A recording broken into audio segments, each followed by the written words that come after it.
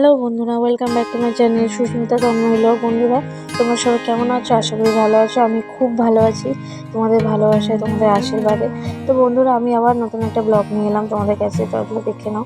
তো ব্লগটা ভালো লাগলে please please please like comment share করতে বন্ধুরা প্লিজ ভুলবে না। তো চলো দেখে নাও।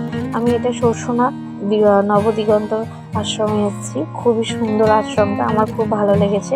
এখানে বালক এবং বৃদ্ধা যারা আছে বয়স্করা, ওনারা এখানে থাকে। আমি ওনাদের সাথে কথা বলেছি, ওনারা খুবই মিষ্টি, ওনারা খুবই ভালো। ওনাদের সাথে কথা বলে আমার খুবই ভালো লেগেছে। এখানে কোনো টাকা পয়সা লাগে না, সবই এখানে ফ্রিতে। এখানে থাকা খাওয়া এবং পড়াশোনা খুবই ভালো করে হয়। তো চলো, এই যে হলটা দেখতে পাচ্ছ, এখানে নাচ গান আবৃত্তি সবই হয়। এখানে খুব সুন্দর সুন্দর মূর্তি আছে, স্বামী বিবেকানন্দ, বিদ্যাসাগর, রবীন্দ্রনাথ ঠাকুর, প্লাস এখানে শিব বাবা ভোলানাথ মূর্তি আছে, এখানে মা কালীর মূর্তি আছে। খুব খুব সুন্দর সুন্দর এখানে ঠাকুর আছে। আমার খুব ভালো লেগেছে এখানে ঘুরে। প্লাস এই বাচ্চাদের ভাই বোনদের দেখে আমার খুবই ভালো লেগেছে। এদের মনে কোনো কষ্ট নেই, কোনো দুঃখ নেই, খুব আনন্দভাবে এরা থাকে।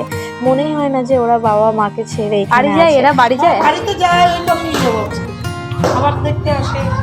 তুই শুকনো খাবার টাবার এগুলো দিয়ে গেলে ভাত মাছ সবই দেয়। আর এই খাবারটা যদি দেওয়ার ইচ্ছা করে তেল সাবান এগুলো দিয়ে যাবে। এমনি থাকছে কিছু না।